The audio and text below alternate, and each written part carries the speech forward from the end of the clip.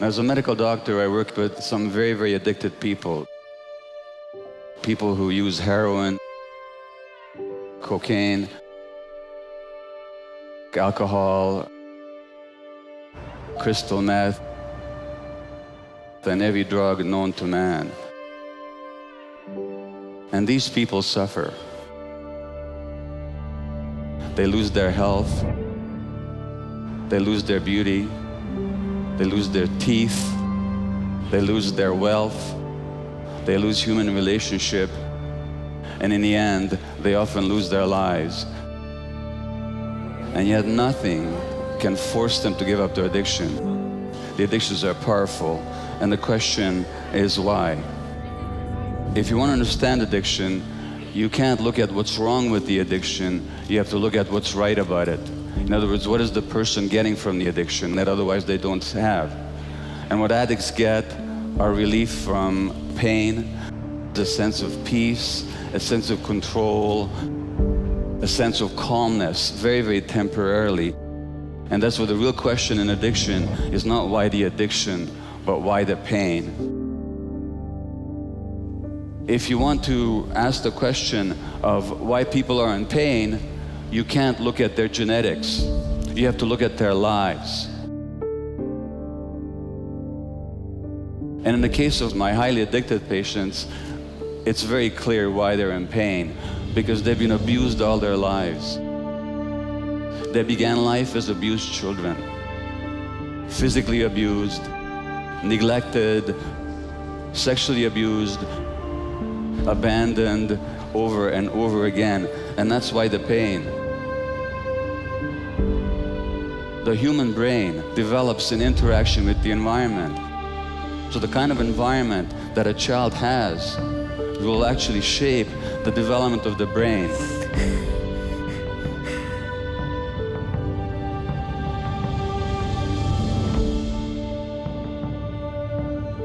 The Buddhists have this idea of the hungry ghosts.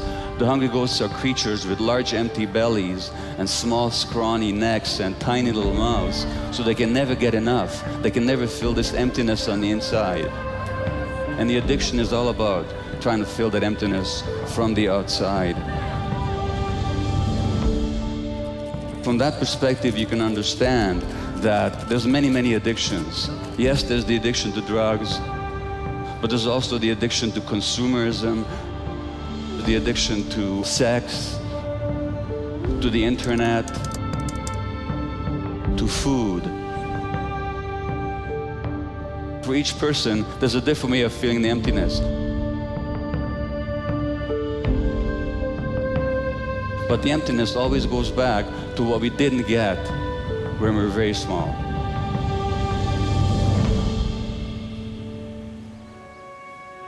Many of my patients were actually First Nations Indian people, and they are heavily addicted because the lands were taken away from them and because they were killed and abused for generations, generations, and generations.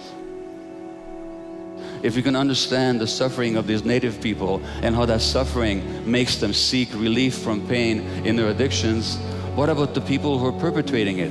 What are they addicted to? Well, they're addicted to power. They're addicted to wealth.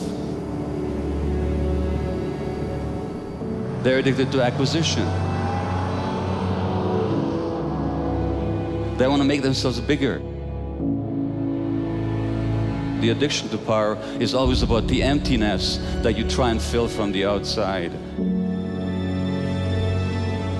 If you look at the story about Jesus and Buddha, both of them were tempted by the devil. And one of the things that the devil offers them is power. And they both say no, because they have the power inside of themselves. They don't need it from the outside. They don't want to control people. They want to teach people by example, not through force. So they refuse power. Jesus says the kingdom of God is within. That the power is not outside of yourself, but inside. And the Buddha says, don't worship me. Find the lamp inside yourself. Be a lamp unto yourselves. Find the light within. And so as we look at this difficult world, let's not look to the people in power to change things, because the people in power are very often some of the emptiest people in the world. We have to find that light within ourselves. We have to find the light within communities. And in our own wisdom, in our own creativity. If we find that light within, if we find our own nature, then we'll be kinder to ourselves, and we'll also be kinder to nature.